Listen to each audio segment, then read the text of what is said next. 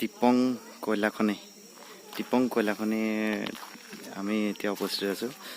মোৰ পিছফালে দেখা পাইছে সেই দুৰ্নীত খনিটো আছে।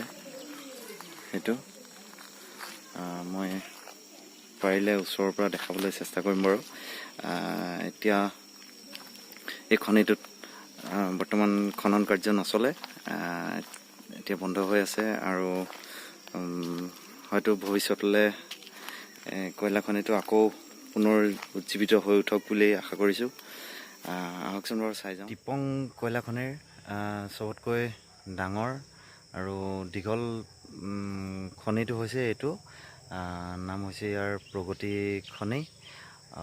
এই খনিটো আমাৰ এই টিপং যোনটো কয়লা খনি আছে, ইয়াৰ যিমানখিনি কয়লাৰ খনি এতিয়ালৈকে যোনকেইটা আপোনালোকক দেখালোঁ, তাৰ ভিতৰত সকলোতকৈ দীঘল এইটো।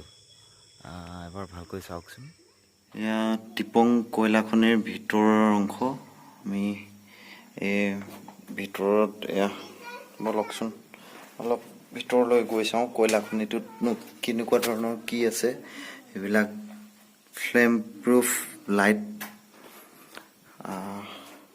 আৰু এইবিলাক তলত পানীৰ পাইপ আছে। গোটেই পানীৰ পাইপ লগত এইকেইডাল ৰূপ আছে কিনাৰে কিনাৰে বহুত ভিতৰলৈকে। এইদৰে চিৰি এখন কিনাৰে কিনাৰে চিৰিখন আছে।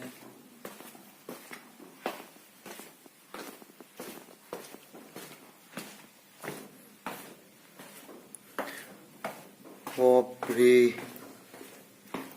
বহুত আন্ধাৰ।